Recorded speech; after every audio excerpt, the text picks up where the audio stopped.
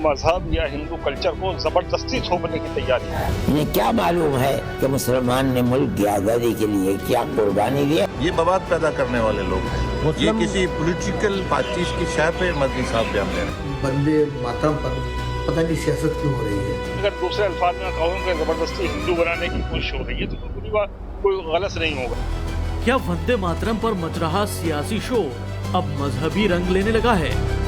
पहले विपक्षी पार्टियों का विरोध और अब एक के बाद एक मुस्लिम संगठन और मौलानाओं के विरोधी सुर सामने आ रहे हैं। सवाल है कि जिस राष्ट्रगीत को देश की आजादी का प्रतीक माना गया, भला उसको गाने से मुस्लिम को हिंदू बनाने की साजिश कैसे हो गई? जिसमें राष्ट्रीय एकता और अखंडता की बात हो रही हो, उसमें हिंदू मुस्लिम कहां से आ गया? तो क्या ये सिर्फ और सिर्फ मोदी विरोध के नाम पर एक नया नैरेटिव सेट करने की कोशिश है? देखिए, जहाँ तक वंदे मातरम के विरोध का सवाल है, कोई आज ये नया नहीं है। एक लंबे अरसे से, और बल्कि ये कहिए कि भारत के आज़ादी के पहले से इसका विरोध होता आया है। लेकिन कुछ ऐसा इस वक्त हो रहा है पिछले कुछ दिनों से कि सारे मुसलमानों पर जबरदस्ती हिंदू माइथोलॉजी, हिंदू मजहब या हिंदू कल्चर को जबरदस्ती थोपने की तैयारी है। यानी अगर दूसरे अल्फाज में कहूँ कि जबरदस्ती हिंदू बनाने की कोशिश हो रही है तो कोई गलत नहीं होगा ये चीज। कभी भारत माता की जैसे प्रॉब्लम और अब वंदे मातरम को लेकर विवाद। कोई चुनावी एजेंडा बता रहा है तो कोई मजहबी एंगल देकर अपनी रोटियां सेक रहा है। लेकिन सवाल है कि क्या देश से बढ़कर धर्म और मजहब है? दरअसल इस विवाद की शुरुआत तब हुई जब सरकार की तरफ से नई गाइडलाइंस के मुताबिक सरकारी कार्यक्रमों और एजुकेशनल इंस्टीट्यूशंस में वंदे मातरम को अनिवार्य कर दिया गया। तो जमीयत उलेमाए हिंद के अध्यक्ष मौलाना अरशद मदनी भड़क गए। मदनी ने अपने सोशल मीडिया पोस्ट में लिखा, याद रखिए, मुसलमान सिर्फ एक अल्लाह की इबादत करता है। हम सब कुछ बर्दाश्त कर सकते हैं, मगर अल्लाह के साथ किसी को शरीक करना कभी स्वीकार नहीं कर सकते। इसलिए वंदे मातरम को अनिवार्य कर देना संविधान की आत्मा, धार्मिक स्वतंत्रता और लोकतांत्रिक मूल्यों पर खुला हमला है। वंदे मातरम पर मौलाना ब्रिगेड के विरोध के साथ विपक्ष भी खड़ा दिख रहा है। तो क्या कांग्रेस से लेकर ओवैसी की पार्टी इस मुद्दे को मोदी विरोध के नाम पर राजनीतिक मंच बनाने की तैयारी कर रही है? तो ये तो संविधान के अंदर हमें कहा है कि हम अपने धर्म का पालन अपने हिसाब से करेंगे। धार्मिक आजादी जो है, धार्मिक स्वतंत्रता, इसी का तो नाम है। तो ये कैसे कोई आप किसके ऊपर थोप सकते हो? आप मुझे गाने के लिए बाध्य नहीं कर सकते। मैं सम्मान करूंगा, खड़ा हो जाऊंगा, लेकिन अगर आप मुझसे गाओगे, नहीं गाएंगे। भारतीय जनता पार्टी और आरएसएस ने इसको एक प्रोपेगेंडा बना दिया, मुसलमानों के खिलाफ एक नफरत फैलाने का एक हथियार बना दिया, और अब ये मनमर्जी कर रहे हैं। तो लिहाजा अगर आप जबरन करेंगे तो हम बिल्कुल इसको नहीं मानेंगे। वंदे मातरम पर विरोधियों और मौलानाओं के तेवर का जवाब देते हुए बीजेपी ने कड़ी प्रतिक्रिया देते हुए कहा कि इन्हें बाबरी जिंदाबाद ठीक लगता है, लेकिन वंदे मातरम से समस्या है। तो वहीं केंद्रीय मंत्री गिरिराज सिंह ने साफ साफ कहा कि देश में अब गज़वाए हिंद नहीं होगा। मदनी हो या अदनी हो, ठीक ही योगी जी ने कहा कि अंगुली पकड़ते पकड़ते अब गला पकड़ रहे हैं, गर्दन पकड़ने की कोशिश कर रहे हैं और गजवाए हिंद लाना चाहते हैं। यहाँ गजवाए हिंद अब नहीं होगा, वंदे मातरम भी होगा। और देश कानून से चलता है, कानून बन गया, वंदे मातरम भी होगा। और जो औरंगजेब बनने का कोशिश करेगा, महाराणा प्रताप भी पैदा लेंगे। ये वंदे मातरम विरोधी है, ये राष्ट्रीय सम्मान विरोधी है। इनके लिए राष्ट्र का सम्मान, भारत माता की जय, इसका विरोध करना है।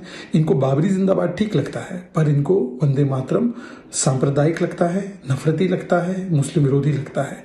ये शरिया को संविधान के ऊपर रखते हैं। विपक्ष की मुस्लिम लीडरशिप और मौलाना जहां एक तरफ वंदे मातरम के विरोध में हैं, तो वहीं बंगाल में बाबरी बनवा रहे हुमायूं कबीर के सुर बिल्कुल अलग हैं। वंदे मातरम तो भारत का स्लोगन है, वो कोई दिक्कत तो नहीं है, कोई तकलीफ तो नहीं होना चाहिए। वंदे मातरम भारत का सब आदमी बोलने का क्या दिक्कत है? कोई दिक्कत नहीं है। तो क्या मुस्लिम लीडरशिप भी दो खेमों में बटी है? एक खेमा मजहबी सवाल बना रहा है तो दूसरा इसे मुल्क से मोहब्बत का इजहार बता रहा है। लेकिन सीधा सवाल यह है कि जिस राष्ट्रगीत का इस्तेमाल देश की आजादी में सेनानियों में जोश और जज्बा भरने के लिए हुआ, जहां तब न धर्म देखा गया न मजहब, भला आज उसे मजहबी रंग देने की कोशिश क्यों हो रही है? Bureau report, times now Navbharat.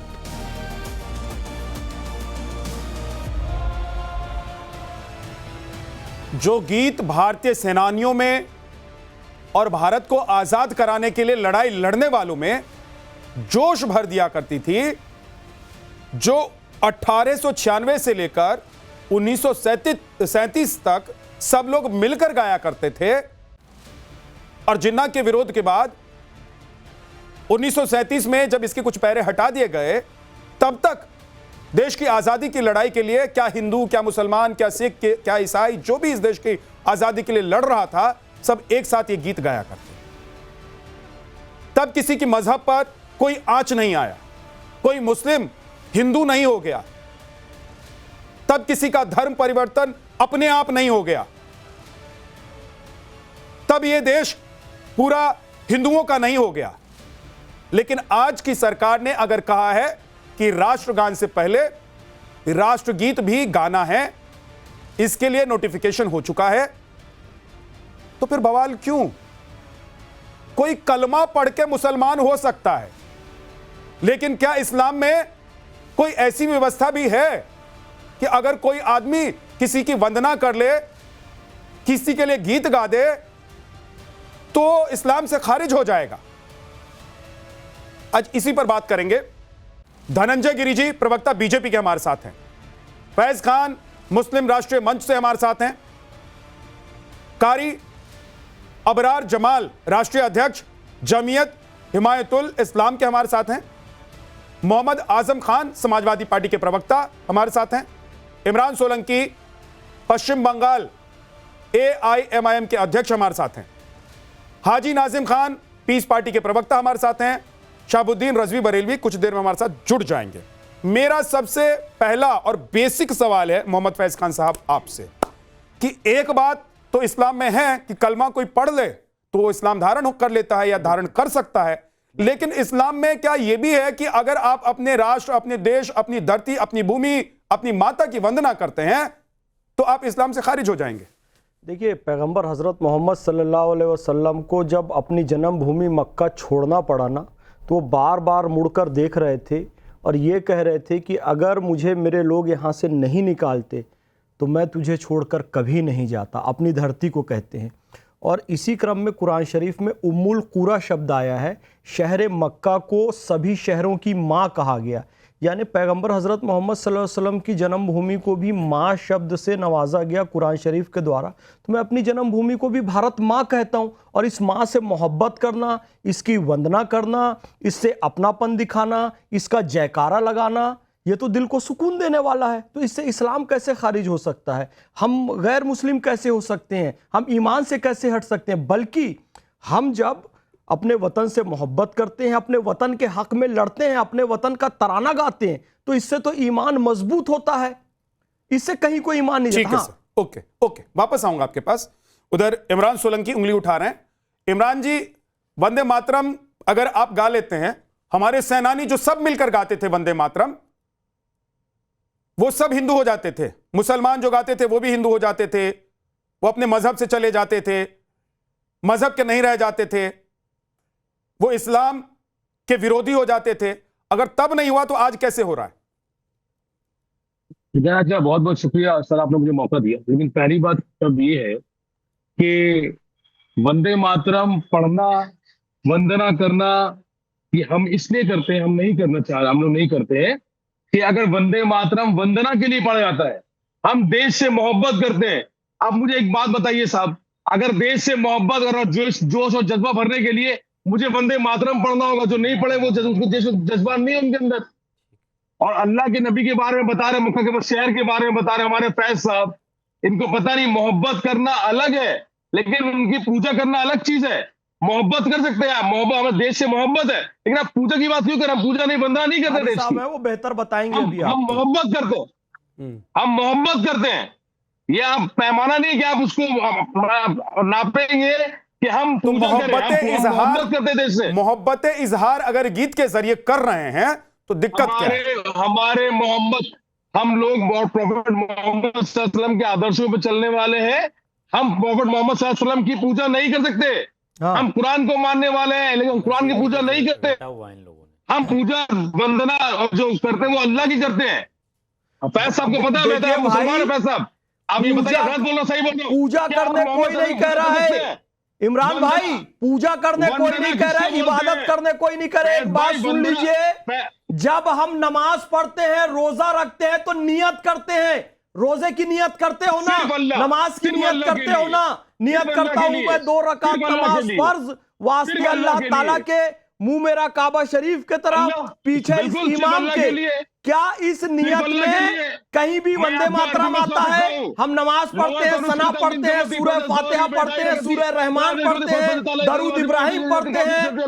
क्या इसमें वंदे मातरम गाना अनिवार्य होता है? नहीं होता है ना। वो इबादत अलग है, ये ताजीम है। ताजीम तो कर सकते हैं ना। बार बार आप लोग कंफ्यूजन फैला रहे हैं। नमाज में कहीं कोई फर्क नहीं पड़ने वाला है। इसके पहले भी नमाज जैसे होती थी, इसके बाद भी नमाज वैसी ही होती रहेगी। इबादत नहीं कर रहे, इस बात को क्लियर कट आप समझ जाइए। संविधान, ठीक, आप संविधान के प्रेम्बल में क्या लिखा बताइए फैज साहब? संविधान के पहले पेज के प्रेम्बल में क्या लिखा बताइए? हम भारत के लोग भारत को एक संपूर्ण प्रभुत्व संपन्न समाजवादी पंथ निरपेक्ष लोकतंत्र गणराज्य बनाने के लिए इस संविधान को मिति मार्ग शीर्ष शुक्ल सप्तमी 2006 विक्रमी को अधिनियमित, अंगीकृत और आत्मार्पित करते हैं। क्या दिक्कत है हम भारत के लोग में आपको? तो फिर आपको पता हो कौन सी असेंबली में रोहिणी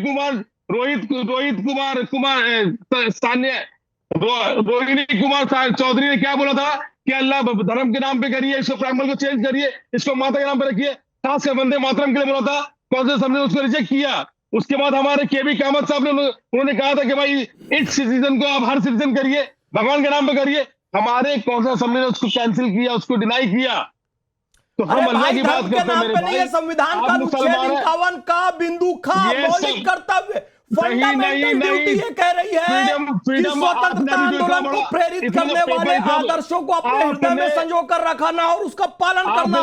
वंदे मातरम ने तो सबसे ज्यादा स्वतंत्रता आंदोलन को प्रेरित किया, तो उसके आदर्शों का पालन करना, उसे हृदय में संजो कर रखना हर भारतीय का वो फंडामेंटल ड्यूटी है, मौलिक कर्तव्य है। ये संविधान में लिखा हुआ है। एक सेकंड लगातार इमरान सोलंकी जी आप लगातार बोल रहे हैं। एक सेकंड रुक जाइए इमरान भाई आराम से। न देश छूट रहा है, न धर्म छूट रहा है, न मजहब से खारिज हो रहे हैं। अगर आप लोग कह रहे हैं कि वंदे मातरम गाने से आप हिंदू हो जाएंगे, या जो लोग वंदे मातरम गा लेंगे उनको हिंदू बनाने की साजिश हो रही है। इस्लाम में टीवी पर बैठना, टीवी पर बोलना, टीवी देखना, दूसरे की महिला को देखना, राह चलते नजर उठाकर अगर गलती से भी किसी महिला पर नजर पड़ जाए तो कितने कोड़े का प्रावधान है बताइए जरा। अरे सर, उसमें इस्लाम नहीं आ रहे आते हैं आपके, लेकिन वंदे मातरम में आड़े इसलिए आ जाता है। सुनिए मैं बता रहा हूं, मैं बता देता हूं इमरान सोलंकी जी, अभी मैं आऊंगा। आप इस्लाम, मुस्लिम, हिंदू, देश, वंदे मातरम पर आऊंगा, उसके लिए मैंने पैनलिस्टों को बुला रखा है, वो समझाएंगे। लेकिन मैं बता देता हूं, आप लोगों को दिक्कत इस बात से नहीं है कि वंदे मातरम मुसलमान गाए या ना गाए। आपको दिक्कत इस बात से है कि अगर मुस्लिम समाज भी वंदे मातरम गाने लग जाएगा तो वो भी, जिसे आप राष्ट्रवादी पार्टी कहते हैं, उसका ना हो जाए। ये दिक्कत है आप लोगों की। पॉलिटिकल मोटिव की वजह से आप लोग बरगला रहे हैं। इमरान भाई साहब, आपके फैसला वंदे मातरम गा रहे हैं, मुझे कोई दिक्कत नहीं, गाइयो। हमारा धर्म इजाजत देता नहीं है। हम अरे भैया आपका नहीं देता होगा, आपका तो एक हिंदू भाई के घर आपने मिठाई खा ली होली की, दिवाली की, तो आपका ईमान चला जाता है। भारत माता की जय बोल दो, ईमान चला जाता है। आपका बात बात में ईमान चला जाता है, जय हिंद में भी ईमान चला जाता है। हमको भैया मजबूत ईमान वाले लोग हैं हम। यदि हम हैप्पी होली कहते हैं, हैप्पी दिवाली कहते हैं, तो हमारा ईमान नहीं जाता है। इन लोगों का इससे भी ईमान चला जाता है। ईमान हुआ छुई मुई का पौधा हुआ, मेरा बहुत मजबूत ईमान है। उस पे आइए, मुसलमान सुन तो लीजिए। पता नहीं इमरान भाई, एक मिनट ऑडियो डाउन कर दीजिए, रुक जाइए, एक सेकंड। फैज खान साहब, मुसलमान जिसका ईमान मुकम्मल हो, चट्टान की तरह हो, वो मुसलमान होता है। और वो वंदे मातरम गाने से, किसी की मां का पैर छू लेने से या अपनी मां की वंदना कर लेने से उसका ईमान डिगता नहीं है। इतना तो मुसलमान नहीं होने के बावजूद मैं भी जानता हूं साहब। लेकिन आप लोग जो ये खेल खेल रहे हैं, इससे देश में फूट डाल रहे हैं। कारी साहब एक सेकंड रुक जाइएगा, अब रुक जाइएगा, लगातार आप बोल रहे हैं। कारी अबरार जमाल साहब, सर मैं ये जानना चाहता हूं कि क्या सच में यह मुसलमानों के खिलाफ एक साजिश है जो वर्तमान सरकार कर रही है, या फिर साजिश वो लोग कर रहे हैं जो मुसलमानों को बरगला रहे हैं? साजिश वो लोग कर रहे हैं जो सड़क चलते हैं इनकी नजर कहां पड़ जाती है और कहां कहां देखते हैं, किस किस को देखते हैं और कितने कोड़े का प्रावधान है, वो नहीं सोचते हैं। लेकिन ये सोचते हैं कि भाई साहब अगर हम वंदे मातरम गा लेंगे तो हमारा ईमान डिग जाएगा, मुसलमान नहीं रहेंगे। कारी साहब। बिस्मिल्लाहिर्रहमानिर्रहीम। इन्नमल अमालु बिन्नियात। हदीस रसूल का मफ़हूम है कि तमाम अमल का दारो मदार नीयत के ऊपर है।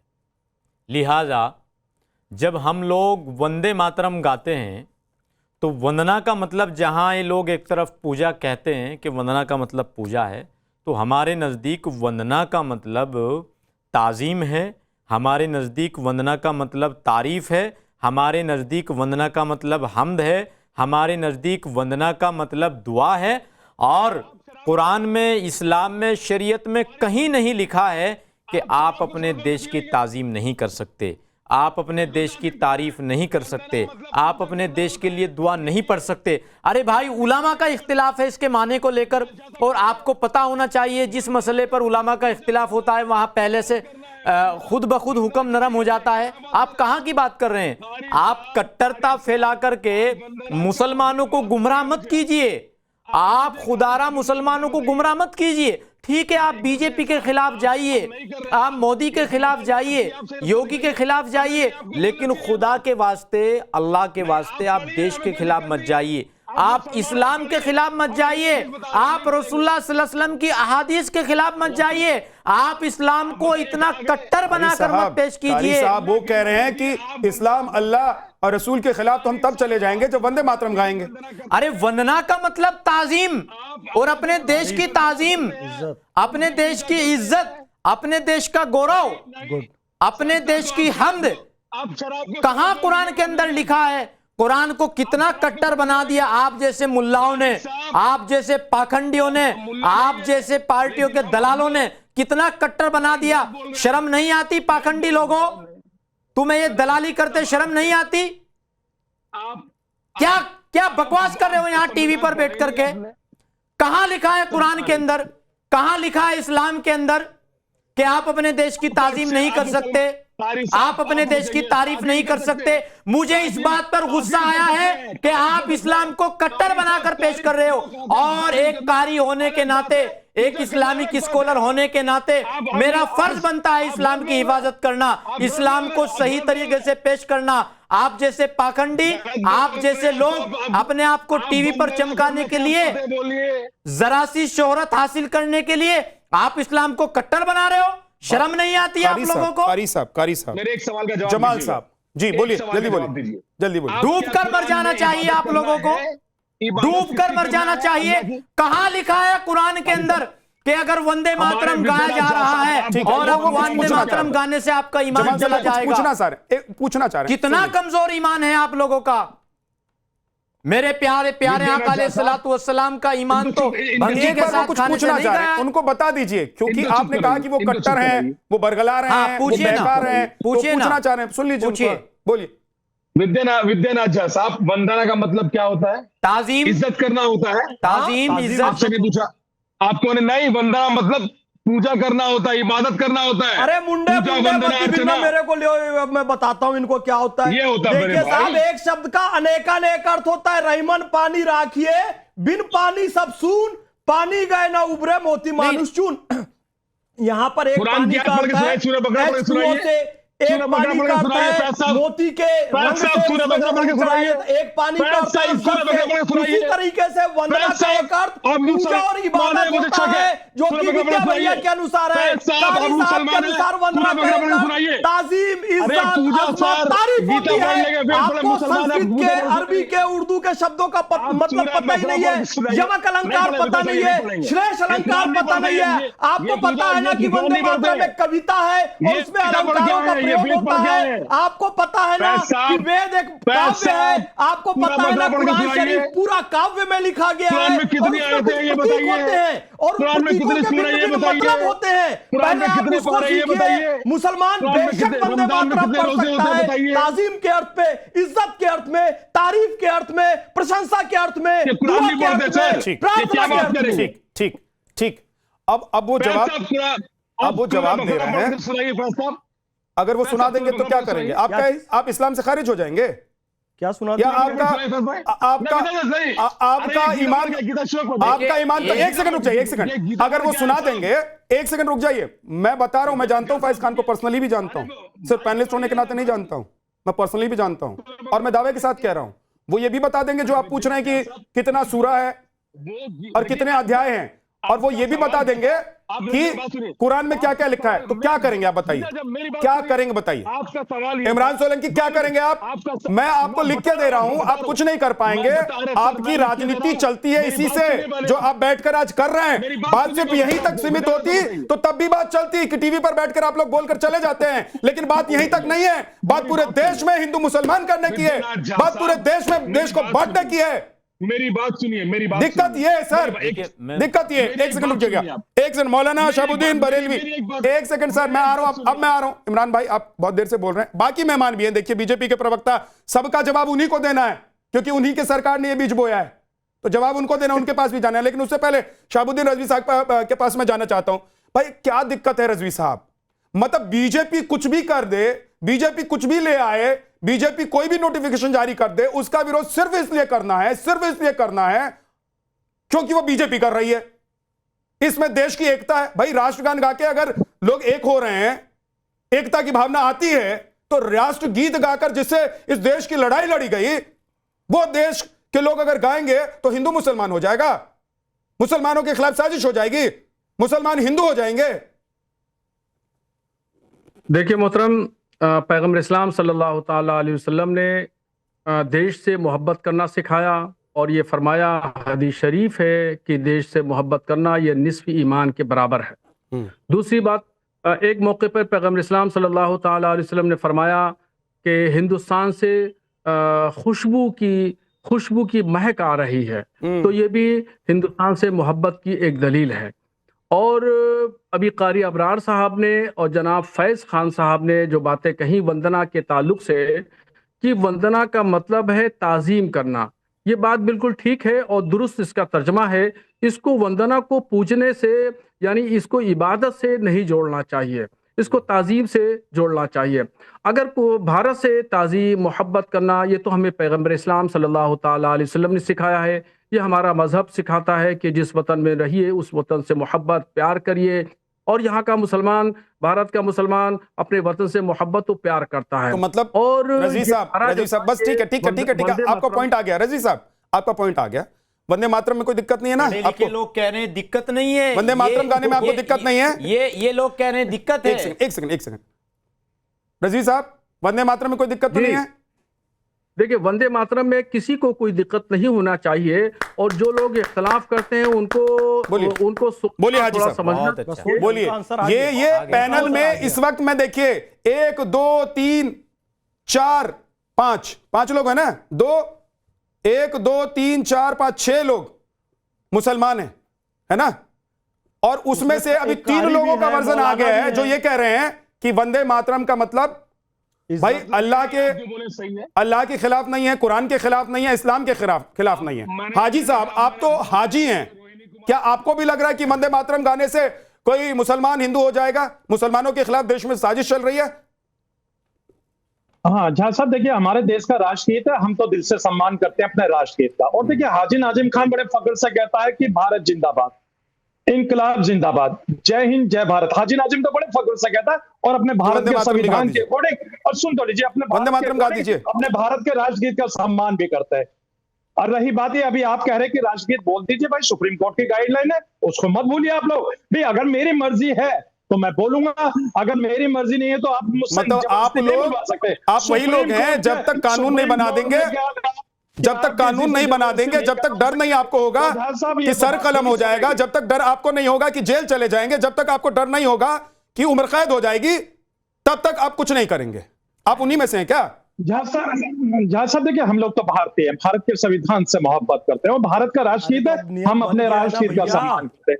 अगर सुन लीजिए, फैसला सुन लीजिए। और रही बात ये, यहाँ पे अब बन गया है ना नियम, अब संविधान में आ जाएगा ना, जल्दी से वो भी कानून में आ जाएगा, तब तो उसका पालन करेंगे ना, ऐसे खड़े होंगे ना, वंदे मातरम। हाँ, अरे सुन लीजिए,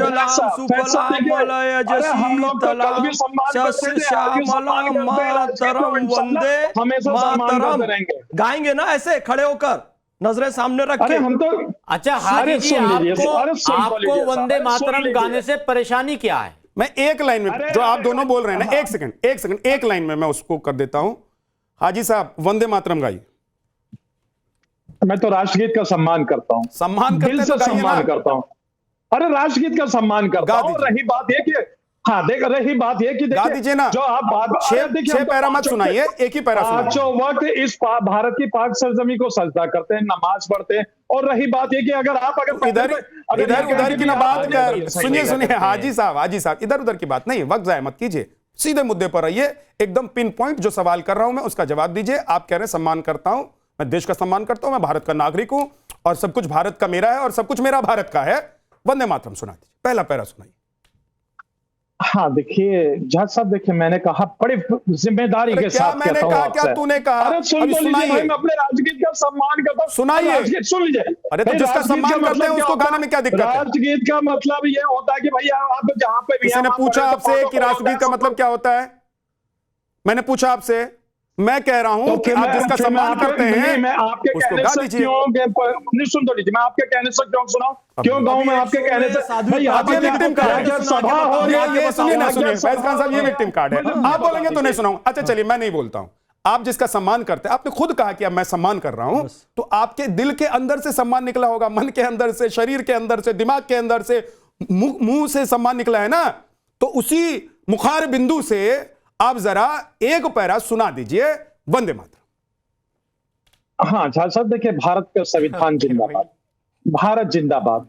तो मैं तो देखिए भारत प्रेमी हूं, हमेशा आपसे यही बात करूंगा। और रही बात ये कि राष्ट्रगीत की बात, चिंता एक बार वंदे मातरम गा दीजिए, बहुत गुजारिश है, कोई प्रेशर नहीं है। ये कह देंगे इतना कमजोर है आपका ईमान हाजी नाजिम खान, आपका ईमान इतना कमजोर है कि एक पैरा अगर आप वंदे मातरम यानी देश के लिए, यानी जिस मिट्टी से जन्मे हैं आप, जिस मिट्टी से खाते हैं आप, जिस मिट्टी में रहते हैं आप, जिस मिट्टी में आपकी न जाने कितनी पीढ़ियां आ गई होंगी और कितनी पीढ़ियां आएंगी, उसके लिए आप एक पैरा नहीं गा सकते हैं। और देश का सम्मान करता हूं, फलाना करता हूं, ढिमकाना करता हूं, ये ढोंग की बातें मत कीजिए हाजी साहब, आप ढोंग की बातें मत कीजिए। सुन लीजिए, मैं अपनी देशभक्ति का प्रमाण आपको दूंगा भी नहीं। अरे मैं तो भारत की पाक सरजमी की मिट्टी से, अरे फैज खान कह रहे हैं कि प्रमाण मत दीजिए, रिक्वेस्ट कर रहे हैं। रिक्वेस्ट किया, उन्होंने हिंदी में भी बोला, उर्दू में भी बोला, इंग्लिश में भी बोला। अब तीनों में से जिस भी अल्फाज में आपको ये सूट करता है उनका रिक्वेस्ट है, गुजारिश है। हाँ, कारी साहब भी रिक्वेस्ट कर रहे हैं। ये भी कारी साहब भी रिक्वेस्ट यू प्लीज। हाँ देखिए, कारी साहब का तो मैं सम्मान करता हूँ, कारी साहब का दिल से सम्मान करता हूँ। अभी सुन तो लीजिए, अभी कारी साहब ने किस तरीके से यहाँ पे हमारे डॉक्टर धनंजय गिरी हमारे साथ हैं। एक सेकंड रुक जाइए डॉक्टर धनंजय गिरी साहब, आप लोग जानबूझकर हर थोड़े दिन पर कुछ ना कुछ ऐसा कर देते हैं कि देश में बहुत सारे लोगों को मौका दे देते हैं, फिर आप ही लोग कहते हैं कि ये लोग देश में हिंदू मुसलमान कर रहे हैं। अगर आपको लग रहा है कि 1937 में विरोध की वजह से कुछ लाइनें हटानी पड़ गई थी, तो अब आप कह रहे हैं कि सारी लाइन भी गाओ। और आप लोगों ने जरूरी भी कर दिया कि राष्ट्रगान से पहले आपको राष्ट्रगीत गाना होगा। यह अन्याय क्यों कर रहे हैं आप मुसलमानों पर? विद्यानाथ जी, जब बंकिम चंद्र की कलम से ये स्वर फूटा होगा वंदे मातरम, तब उन्होंने भी नहीं सोचा होगा कि ये करोड़ों की गले का कंठहार बन जाएगा। इसको गाते हुए लोग फांसी के फंदे को चूम लेंगे। मादरे वतन की मुक्ति का एहसास जिस मुस्लिम महिला रायान तैयब को हुआ, उन्होंने कांग्रेस के अधिवेशन में पहला वंदे मातरम गाया। उन्हें तो कोई दिक्कत नहीं हुई। जैसा कि फैज खान भाई बता रहे थे कि उनका ईमान तो छुई बुई का पौधा नहीं था कि उनका ईमान डोल गया या उनको दिक्कत हो गई कोई। भाई, जिस मिट्टी में आप ताक़यामत रहेंगे, ताक़यामत जिस मिट्टी आपको अपने आगोश में रखेगी, उसके सजदे में बोलने में क्या दिक्कत हो रही है? दूसरी बात, अगर आप वंदे मातरम से दिक्कत है तो वंदे भारत ट्रेन में आप कैसे चढ़ेंगे? फिर आपके लिए अलग से सलाम इंडिया ट्रेन चलानी पड़ेगी। अब वंदे भारत में आप कैसे चढ़ पाएंगे? अगर वंदे भारत राशन योजना शुरू कर दी जाए तो भारत में जो आपने बड़ी भीड़ पैदा की है वो राशन कहां से खाएगी? उसको राशन कहां से आएगा? अगर वंदे भारत चुनाव अभियान चल दे तो आप वोट नहीं दे पाएंगे। फिर आपका क्या होगा? आपको एक शब्द से एक दिक्कत क्या है, ना आप ट्रेन पर चढ़ पाएंगे, ना इस मुल्क में रह पाएंगे, ना इस मिट्टी में सजदा जिसमें आपको ताक़यामत गुजारनी हो कैसे रह पाएंगे? आप जन्नत की चिंता दिखा रहे हैं। आप आम मुसलमान को, इस देश के कॉमन मुसलमान को जन्नत की चिंता दिखा रहे हैं, लेकिन आपको जनतंत्र की कोई चिंता नहीं है। आप जनतंत्र को लहूलुहान करने को तैयार हैं जन्नत का हवाला देकर के। हम कह रहे हैं कि जन्नत के जज्बात को बाद में रखिए, पहले जनतंत्र के जज्बात को रखिए। इस जनतंत्र को लहूलुहान मत करिए, इसकी संस्कृति को खराब मत कीजिए। आप जहां है मातृ वतन का सम्मान करिए, उस मिट्टी का सम्मान करिए, उस जमीन का सम्मान करिए, उसमें ताक़यामत रहेंगे। और भाईजान, पीस पार्टी के आप पीस नहीं फैला रहे हैं, आप हाजी साहब, आप पीस पार्टी से हैं। हाजी साहब पीस पार्टी से हैं। ये आपका पहला कर्तव्य बनता है कि आप थोड़ा पीस रहें, शांत रहें, पीस रखें, शांति रखें। सुन लीजिए जो बोल रहे हैं। 35 मिनट में एक शब्द नहीं बोला। बिल्कुल बोलिए विद्यानाथ जी, मैंने 35 मिनट एक शब्द नहीं बोला। धनंजय जी, आप मैं सबको सुना है, क्योंकि असहमतियों का सम्मान ही लोकतंत्र है। मैं कह रहा हूं कि असहमतियों का सम्मान ही लोकतंत्र है, और हमारे पुरखों ने असहमतियों की फसल बोई है। ये लहलहाता हुआ लोकतंत्र उसी की बानगी है।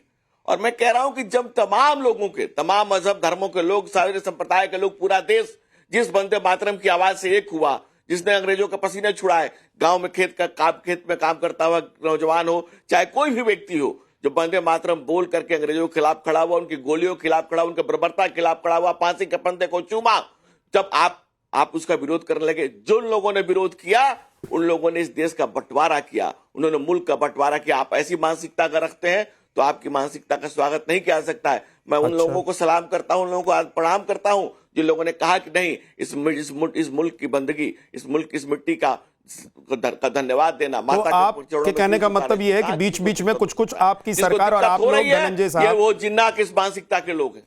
धनंजय गिरी जी, आपके कहने का मतलब ये है कि लोकतंत्र जिंदा रहे, इसलिए आप लोग बीच बीच में कुछ ना कुछ ऐसा जरूर करते हैं जिससे विरोध के सुर भी उठते रहते हैं, और उसको आप लोग आत्मसात भी करते हैं, क्योंकि ये लोकतांत्रिक देश है।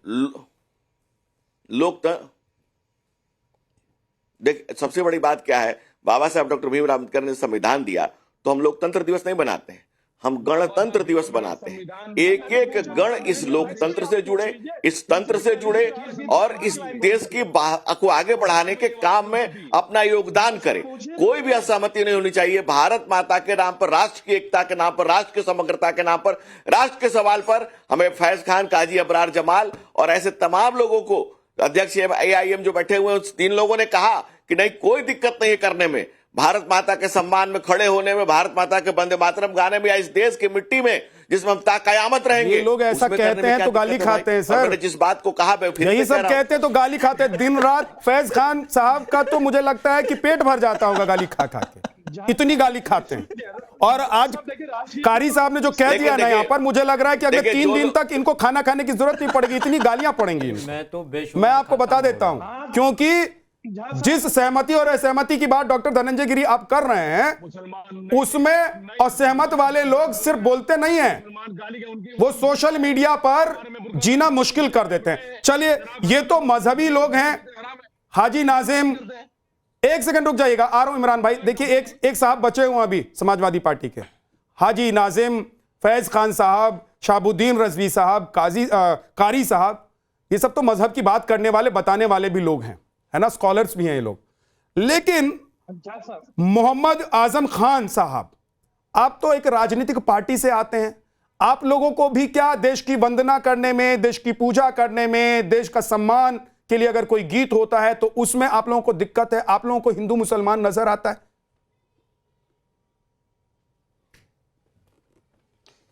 देखिए झा जी, सवाल ये बिल्कुल नहीं है। सवाल ये है कि वंदे मातरम में अभी लोकसभा में जब चर्चा हुई, माननीय राष्ट्रीय अध्यक्ष अखिलेश यादव ने कहा कि हम इसके भाव के साथ खड़े हैं, हमें एतराज कहाँ है। हमें एतराज ये है जो बीजेपी, जो आरएसएस इसको आज वो बना रही है, वही बीजेपी, वही आरएसएस 1940 में क्या करती है। आरएसएस के प्रार्थना सभा में क्या गाया जाता है आपको मालूम है?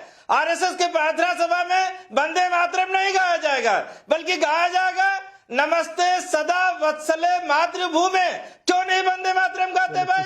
बीजेपी की कोई सभा होती है तो सवाल ये नहीं है। एक तो आप वंदे मातरम होते तो आजम खान साहब ने मातृभूमि की वंदना कर दी, अब तो आप इस्लाम से खारिज हो सकते हैं। आप नमस्ते सदा वत्सले मातृभूमि त्वा हिंदू भूमि सुखम वर्धितो, आप पूरा गा दीजिए। नमस्ते सदा वत्सले मातृभूमि त्वा हिंदू भूमि सुखम वर्धितो, महामंगले स्वभूमि तदर्थे तत्व से कायो नमस्ते नमस्ते, आप पूरा ही गा दीजिए। आजम खान साहब मैं आपको कह रहा हूँ, आप पूरा गा दीजिए। नमस्ते सदा वत्सले मातृभूमि त्वया हिंदू भूमि सुखम वर्धितो हम, महामंगले तो भूमि तदर्थे तत्व से कायो नमस्ते नमस्ते। आप मातृभूमि की वंदना कर रहे हैं, आपकी सारी बातों को मैं खारिज करता हूँ। आप मातृभूमि की वंदना कर रहे हैं, संघ का गीत गा रहे हैं, हम आपका स्वागत करते हैं। अच्छा एक चीज बताइए, एक सेकंड दोनों लोग शांत हो जाए। एक सेकंड, वंदे मातरम का सम्मान होना चाहिए, राष्ट्रगान का सम्मान होना चाहिए, मातृभूमि का सम्मान होना चाहिए। तो आपको लग रहा है कि जो बॉर्डर पर खड़े होकर अपना सर कलम करवा लेते हैं, देश के लिए सर्वोच्च बलिदान देते हैं, खून पसीना एक कर देते हैं, बर्फ में गलते हैं, गर्मी में तपते हैं, सर्दी में ठिठुरते हैं, उन लोगों को भी यही भावना रखनी चाहिए जो आप लोग रखते हैं। तो फिर मुझे यह भी बता दीजिए कि अन्न देखकर ही आप लोगों का पेट क्यों नहीं भर जाता है उसकी खुशबू से? अगर सिर्फ अल्फाजों में ही सम्मान करना है आप लोगों को और कहेंगे कि वंदे मातरम गा दो। अटल बिहारी वाजपेयी तत्कालीन प्रधानमंत्री उत्तर प्रदेश से वंदे मातरम वापस लेते हैं। क्यों लेते हैं? तो सही बोल रहे हैं, मन नहीं करता लागू कर रहे हैं, अब गालो ठीक है। अब तो वही पार्टी लागू कर रही है ना। आजम खान भाई सब बात आपकी मान लिया, चलो अब बीजेपी को होश आ गया जी, आप कह रहे हैं वंदे मातरम हम लागू करेंगे, चलिए आप गा लीजिए। वंदे मातरम से आपत्ति नहीं है ना आपको? बीजेपी से आपत्ति है, मोदी जी से आपत्ति है, आरएसएस से आपत्ति है, वंदे मातरम से नहीं तो वंदे मातरम गा लीजिए। और नमस्ते सदा वत्सले मातृभूमि त्वया हिंदू भूमि सुखम वर्धितो हम, महामंगले पुण्य भूमि तो दर्थे पतत्व शिकायो नमस्ते नमस्ते। इसका मतलब भी मातृभूमि की वंदना ही है, अर्थ अलग नहीं है, समझिए। वंदे मातरम का या संघ की प्रार्थना का अर्थ अलग नहीं है। मातृभूमि को प्रणाम है, इसकी इज्जत है, इससे जो खा रहे हैं, इससे जो पी रहे हैं, जो इज्जत पा रहे हैं, जो पैसा पा रहे हैं, तो भैया उसी को तो प्रणाम करोगे ना, पड़ोसी को थोड़ी करोगे। तो बदलिए ना। आपके फादर का नाम क्या है? आरएसएस को तो आपके फादर नाम अगर किसी से आपके फादर नाम वही रहेगा, पर्सनल हो रहा है, पर्सनल हो जा रहे हैं। देखिए जब जवाब नहीं होता है तो आप पर्सनल होते हैं।